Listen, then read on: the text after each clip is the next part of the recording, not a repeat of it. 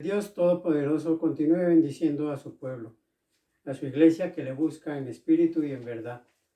Vamos a meditar en la palabra con el permiso del Padre, del Hijo y del Espíritu Santo. Y leemos en el libro de los Hechos el capítulo 6.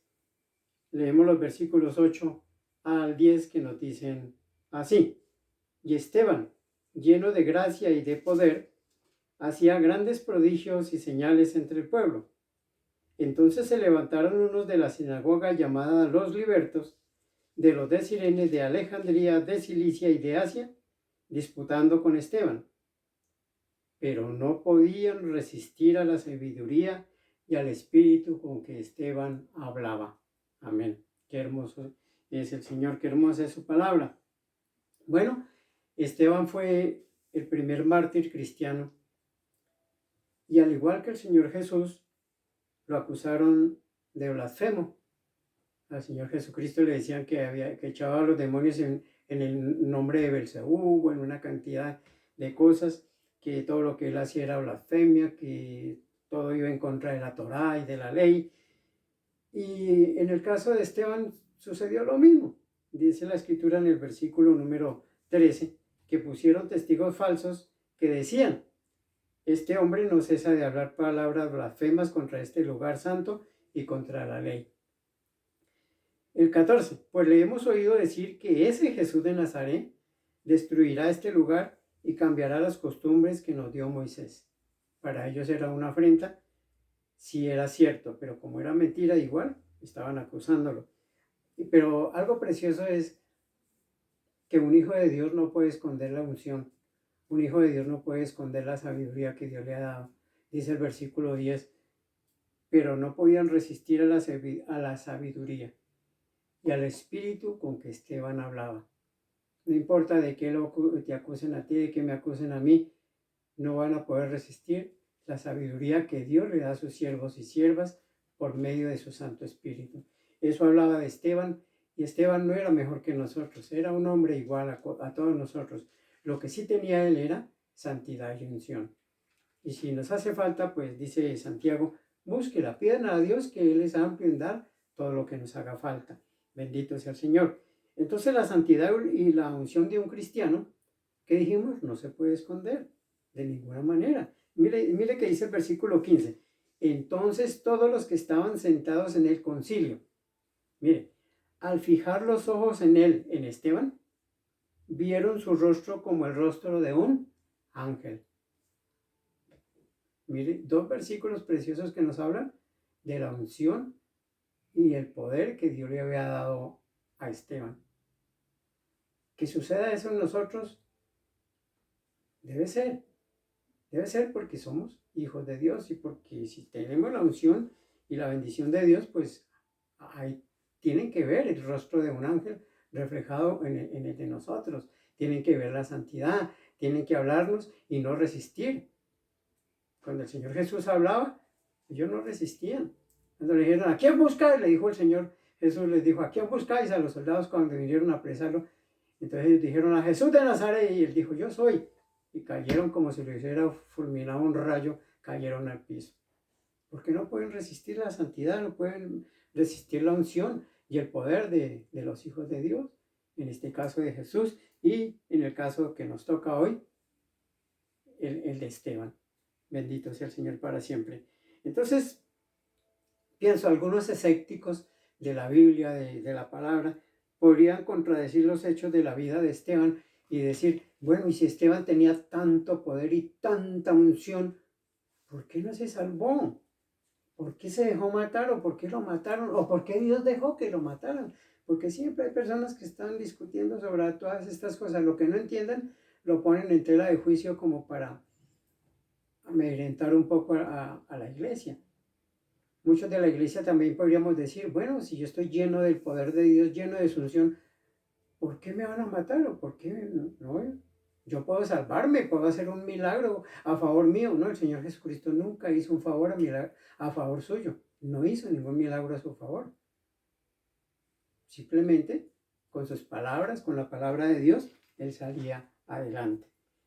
¿Por qué dicen, por qué si Esteban estaba ungido y tenía tanto poder, por qué lo mataron?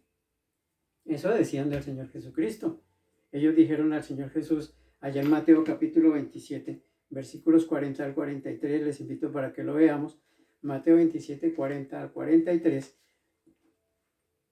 que nos dice así. Y diciendo, tú que derribas el templo en 3 días, y en 3 días lo reedificas, sálvate a ti mismo. Si eres hijo de Dios, desciende de la cruz, bájate de la cruz. De esta manera también los principales sacerdotes, escarneciéndole con los escribas y los fariseos y los ancianos, decían, a otro salvó, sálvese a sí mismo, o no puede. Si es el rey de Israel, descienda ahora de la cruz para que creamos en él. Si confío en Dios, líbrele Dios ahora, porque ha dicho, yo soy hijo de Dios. Nosotros también decimos decir hijos de Dios. Y si el Señor nos quiere librar de la muerte o de cualquier situación, lo hace. Y si no, pues Él sabe por qué y Él tiene sus planes. El Señor Jesucristo no se bajó de la cruz, no se salvó a sí mismo, no descendió para librar su vida, porque no era necesario, porque la voluntad de Dios tiene que ser hecha, tanto en Él como en nosotros.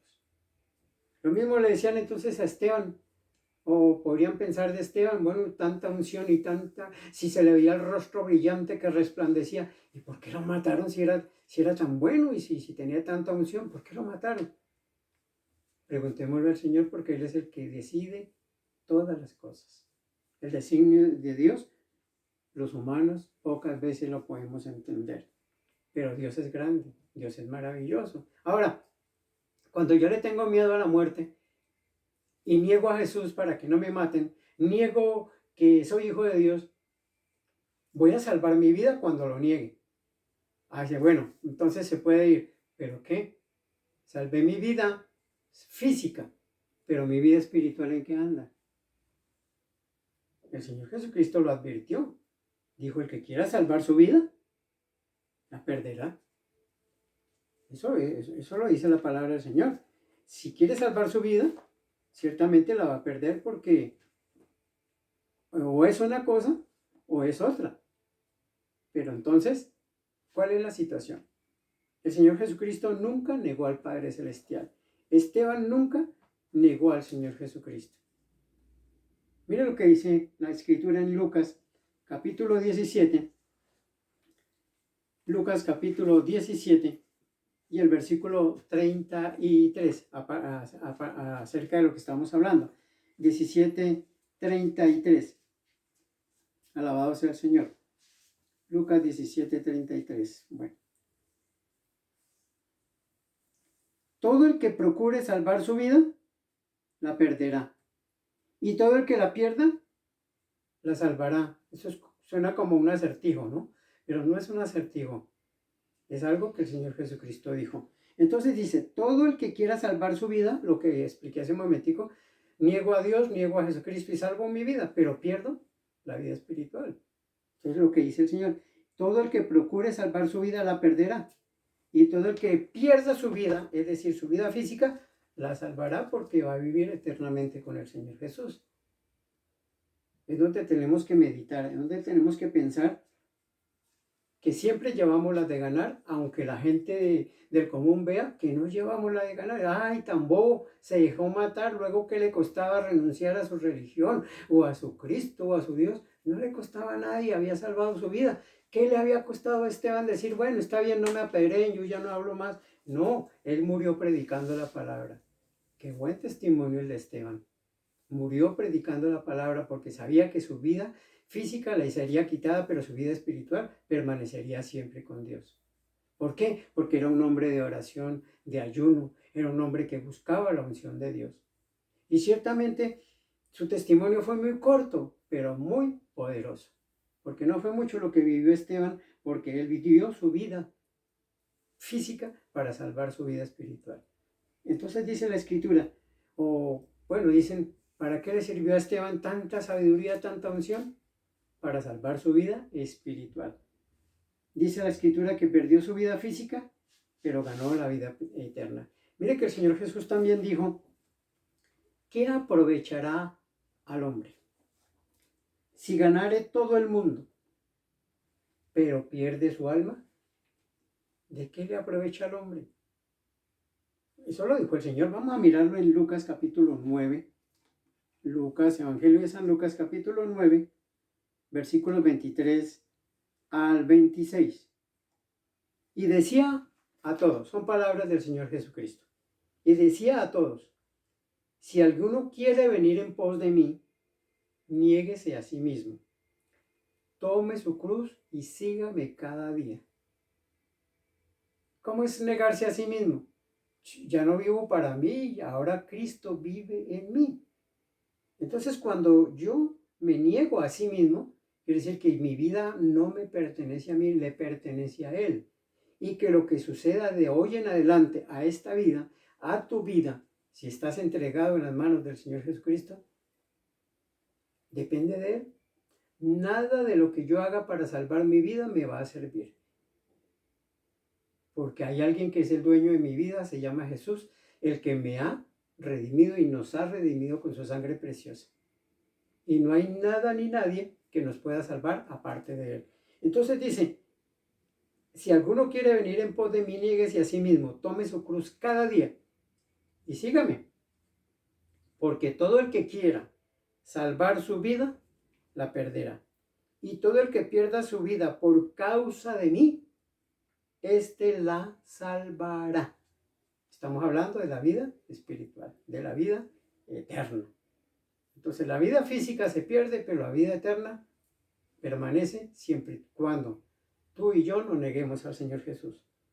Que nos afiancemos en la oración, en el ayuno, en la vigilia, en todo lo que me traiga fuerza y fortaleza para mi vida, para poder resistir todos los embates de la vida, todos los ataques del enemigo. Y como Esteban, murió apedreado, pero murió feliz, murió con el Señor. Su rostro brillaba como el rostro de un ángel. ¿Cómo está tu rostro? ¿Cómo está el mío? Seguramente no me refiero a lo físico, sino a lo espiritual. Dice entonces la palabra del Señor, versículo 25, repito, porque ¿qué aprovecha el hombre si gana todo el mundo y destruye su propia vida? ¿De qué le aprovecha al hombre si gana todo el mundo? Es decir, si es el dueño de esta factoría, de esta otra, si tiene dinero acá, tiene 20, 30 carros, 40 carros, 20 carros, 20 aviones, mucho dinero, mucha fama, mucha fortuna. Pero el día de mañana muere o lo matan y ¿qué? Y todo lo que hizo aquí quedó ahí para que otros peleen. Pero no hizo tesoro en el reino celestial. Dice la Biblia, dice la Escritura, que tenemos que hacer tesoros en el cielo, donde la orina y la polilla no corrompen, sino que esos tesoros permanecen. ¿Y cuáles son esos tesoros? La fidelidad hacia el Señor, la oración, el ayuno, la búsqueda constante de Él. Tenemos que estar siempre buscándolo. Mire que cuando uno se levanta en la mañana, siempre se va, bueno, al menos lo digo por mí, se va para la cocina a ver si hay un tinto, si hay una guapanela, qué hay de comer, porque uno se despierta con hambre. De pronto la garganta seca y hay que tomarle algún líquido. Asimismo, la vida espiritual necesita que en todo momento le estemos alimentando. Que si tiene reseca la vida espiritual, le dé algún líquido, le dé esa agua de vida que se llama el Espíritu Santo. Que estemos orando a la hora que nos despertemos, en la noche, en la madrugada, a la hora que sea, estemos orando. Estemos pidiéndole a Dios su unción, su santa unción, su bendición. Y si me llega el momento en que tengo que entregar mi vida al Señor, bendito es el Señor. Dice la Escritura que los discípulos, los apóstoles, se sentían orgullosos de poder entregar su vida por causa de Dios.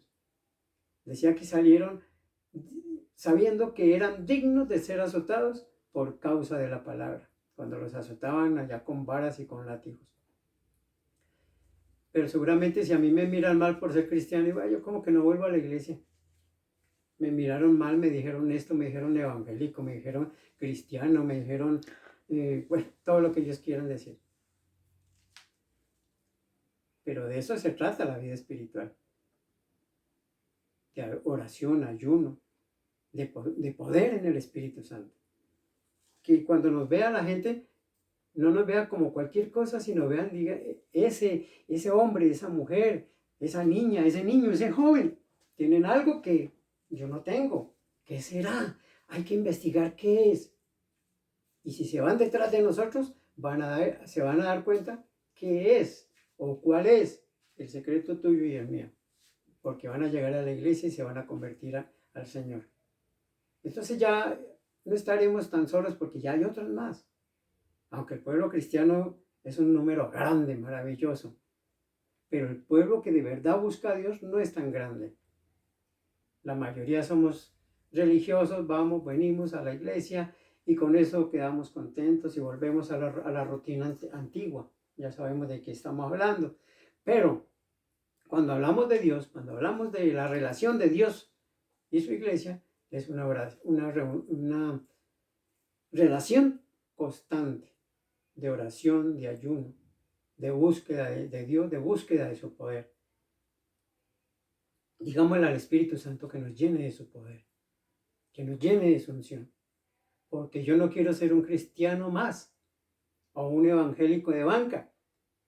Yo quiero ser un cristiano de poder, que cuando nos miren digan, ese tiene algo que no tiene aquel.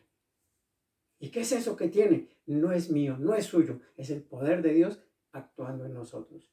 Alabado y bendecido sea el Señor para siempre. Entonces, si ganamos al mundo entero, si somos famosos, si multimillonarios y todo, listo, muy bueno, gozó la vida todo lo que pudo, pero perdió su vida eterna. Hagamos tesoros en el cielo, donde la orina y la polilla no corrompen, donde vamos a recoger, porque lo que hagamos aquí no lo vamos a recoger, lo vamos a dejar aquí extendido. Que el Señor quiera que en su corazón y en el mío no se borren estas palabras y las atesoremos. Démosle gracias al Señor. Padre, te damos muchas gracias por tu preciosa palabra. Te pedimos bendecir tu palabra en nuestras vidas. Gracias por lo que nos has hablado, por lo que nos ha tocado.